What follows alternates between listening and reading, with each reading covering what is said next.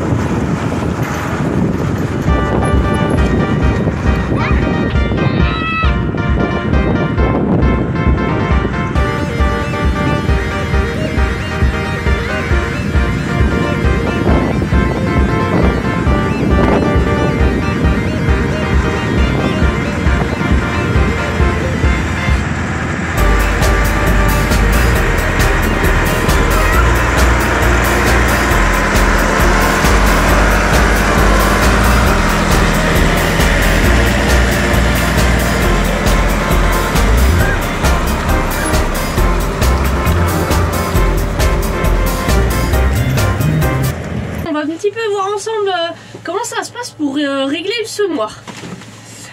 Donc en fait, donc vous voyez par rapport au sac, donc déjà le sac contient 500 000 grains comme on peut voir, sauf que nous notre semoir il voit pas le réglage au grain, hein, c'est au kilo par hectare. Donc d'ailleurs je sais pas si ça existe des semoirs qu'on peut régler directement par rapport au nombre de grains, j'en sais rien, donc s'il y en a qui savent, n'hésitez pas à le dire. Donc je vous laisse calculer tout ça, et puis après je semerai du coup, puis on verra si vous êtes tous d'accord. Non, je rigole, je rigole, on va pas faire ça, je vais pas attendre d'avoir vos résultats, je vais me creuser un petit peu le ciboulot, je devrais y arriver quand même. Donc du coup en fait on voit par rapport au PMG qui est indiqué ici, qui est de 42. Hein, donc le PMG c'est quoi? C'est le poids 2000 grains. Donc sachant que le PMG est de 42, vu qu'on est un petit peu en retard, plus on avance dans la saison et plus on sème fort en fait, on sème un petit peu plus fort. Donc nous là on veut 320 grains au mètre carré. Puisqu'un hectare fait 10 000 mètres carrés, ça me donne donc 3 200 000 3 200 000 divisé, tac, il manque un 0, par 500 000 grains, pour savoir donc combien j'aurais besoin de doses à l'hectare déjà pour commencer. 6,4. 6,4. Ensuite, je prends donc mon PMG de 42 que je remultiplie par 500, ce qui fait 21 000. Je prends 21. 21, donc multiplié par les 6,4. Et ça me donne 134,4. Voilà. Donc voilà. Donc il faut que je règle mon semoir à 134. Et donc le blé qu'on a semé, c'est du blé CRC. Donc c'est-à-dire culture raisonnée contrôlée. Donc c'est un blé qui est beaucoup utilisé pour le pain. Donc voilà, peut-être que vous mangerez du pain avec du blé à moi. Voilà. Potentiellement. Et le but aussi, moi, c'est que je peux tout vendre. Hein. J'en garderai pour les poulets. Donc ça y est, la parcelle vient d'être semée. Moi, je viens de regratter là tout juste les chintes. Donc nous, on appelle ça comme ça par chez nous, mais je sais qu'il y en a, ils disent plus les fourrières. Et du coup, voilà. Il va passer avec le semoir sur les chintes et ce sera bon.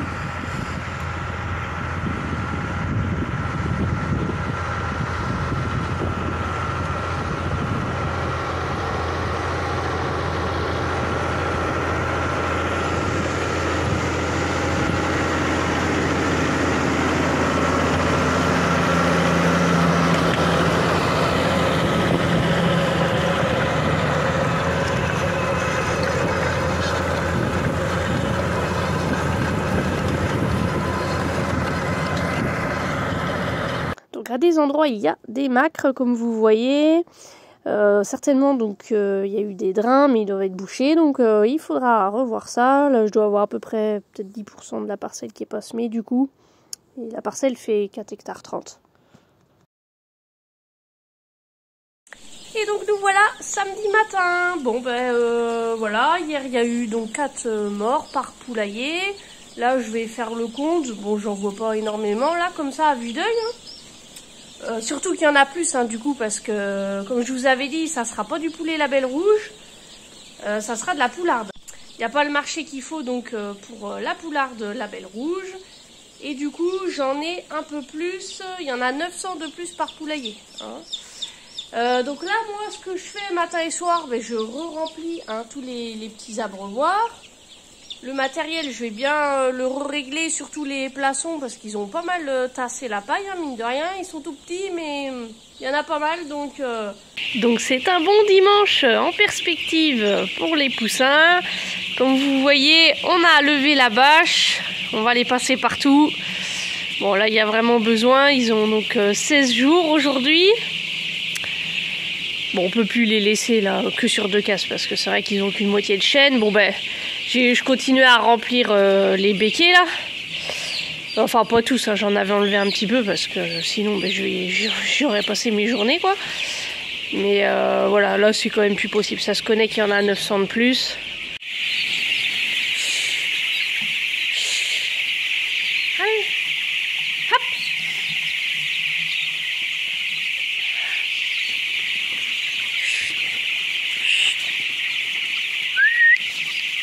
Allez, allez, allez. C'est bien. Bon, alors comment on est là? On est pas mal ou pas? Ouais, c'est pas trop mal. Bon, on fait un petit point là sur le démarrage, là, sur la mortalité. Donc, comme vous pouvez voir, à 10 jours, on est à 18. Hein, c'est bien. Donc, ben aujourd'hui, ça va être chantier vaisselle. Super. Bon, faut se motiver. Bon, déjà, les petits abreuvoirs, je les ai faits à la main. Et après, sinon, j'ai ramené là une petite Karcher pour faire les béquets. Ce sera plus pratique. D'habitude, je les faisais à la main, mais c'est vraiment chiant. Bon, vous voyez, c'est le souk, hein, dans le sas. Il y a un gros bazar, donc voilà, je vais me débarrasser de ça au plus vite. Et puis, mettre les sas nickel. Tadam! Et voilà, c'est tout propre. Bon, donc je vais aller à l'autre poulailler faire pareil. Je sais pas finalement si je reprendrai ce petit Karcher pour les faire. Je me demande finalement s'il faudrait pas que je déplace carrément la Karcher à eau chaude, franchement. Parce que je peux pas faire là les plateformes avec ça. Je vais y passer des plombs, ça sera même pas nickel. Donc ouais, à voir la prochaine fois, je pense finalement. Ah, quand on est habitué au Karcher à eau chaude, franchement, c'est dur de repasser à de l'eau froide. Donc là aujourd'hui, j'ai mis la clôture en route. Donc, vous voyez, il y a un fil, si vous voyez, voilà. Il y a un fil au-dessus de la chaîne, on n'a pas le choix. Bon, c'est pas trop cool, là, elles sont pas trop contentes, là. Voilà, voilà ce que ça donne. Ah, puis je peux vous dire qu'elle marche. Hein. Ouais, je peux vous dire qu'elle marche très bien. C'est une vieille clôture lacmée, là. Elle envoie des volts. Non, ben là, il faut, parce que vous regardez, vous voyez. Donc, côté dans leur gamelle, donc il n'y a pas le choix, on est obligé de mettre de la clôture. Donc, c'est un fil qui reste toujours fixe, hein, je l'enlève jamais. Là, j'avais j'ai un peu traîné à la mettre en route. Il aurait fallu déjà que je la mette il y a une semaine. J'avais une petite réparation à faire à l'intérieur, le fil était coupé. Donc bon, bah au début c'est pas trop cool, elles se font avoir forcément. Alors là, vous voyez, elles restent dessus. Il y en a des fois qui sont moins sensibles à la clôture, qui restent dessus. On voit, ça fait tac, tac, tac, mais elles restent dessus, incroyable. Mais bon, ça doit rien. Il y en a que ça leur fait rien. Donc aujourd'hui, on va refailler les poulets et je vais vous montrer dans les poulaillers, hein, il y a besoin. Donc je vais charger ça. Alors ça va être chiant parce que la botte elle est lancée. En fait, elle était tout là-haut et je l'avais ouverte pour un autre lot. Et bon, ils ont été obligés de me la descendre pour après prendre d'autres bottes, quoi.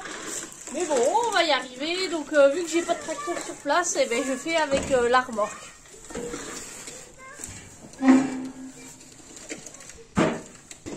Bon bah ça y est, fini de charger.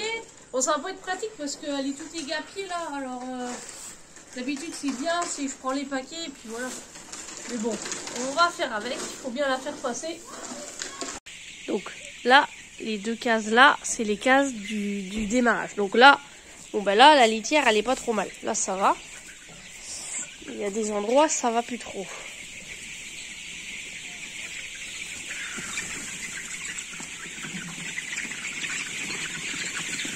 Là vous voyez, bon ça va pas.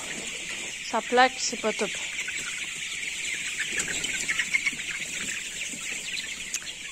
Bon ben ça a bien grandi, hein, vous voyez.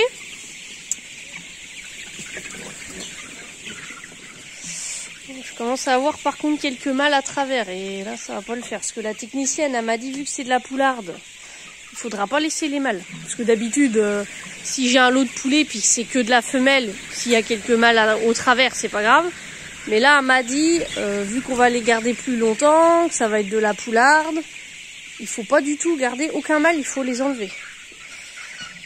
Parce que les femelles soit peuvent embêter les mâles ou inversement les mâles qui embêtent les femelles et elle m'a dit donc il faudra pas les garder. Donc voilà, la litière elle est pas top. Ça plaque. Donc je leur dépose les paquets et ils se débrouillent. Je m'embête surtout pas à étaler la paille. C'est les volailles elles-mêmes qui vont s'en charger, elles vont gratter et puis après à force de gambader, de courir tout ça, elle l'étale elle-même et quand je reviendrai ce soir, ça sera nickel.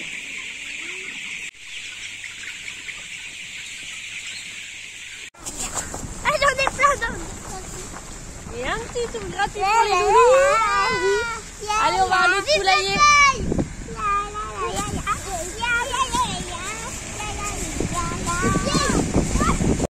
Non, allez. Bah, tu vas être puni. Allez hop. Ouais, mettez-vous là-bas. Allez, suis-le là. Non, mais allez, sérieux. Allez, on a de la tête. On n'a pas que ça à faire. Après Ryan, on va sauter là-bas. Collera. Ah, c'est pas pratique parce que tu peux pas rester en paquet.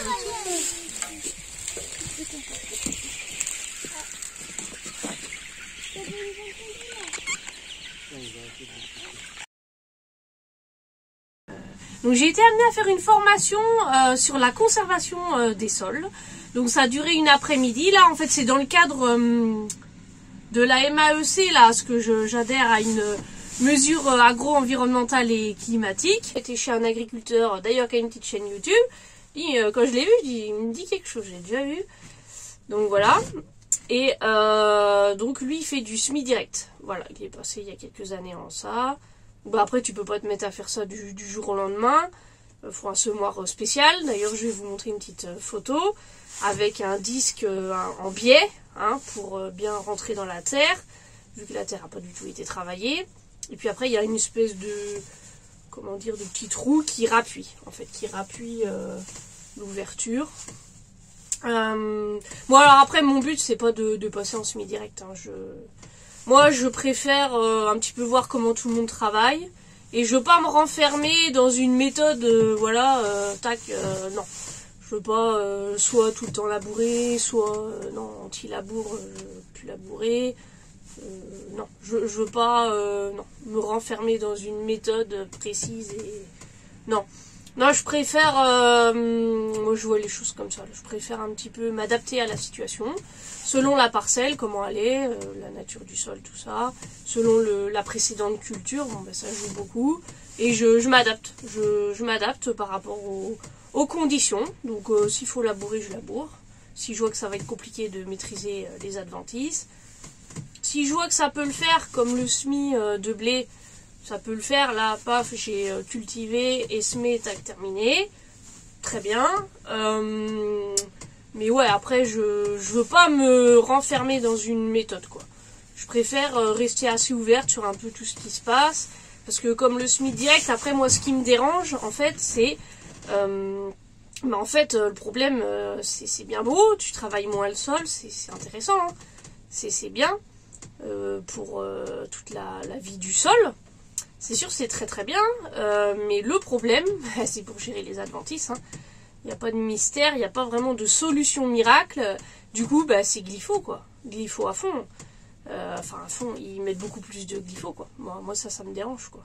Moi, justement, dans le cadre de ma MAEC, pardon, je dois réduire les IFT. Donc, bah, ouais, ça colle pas, par contre.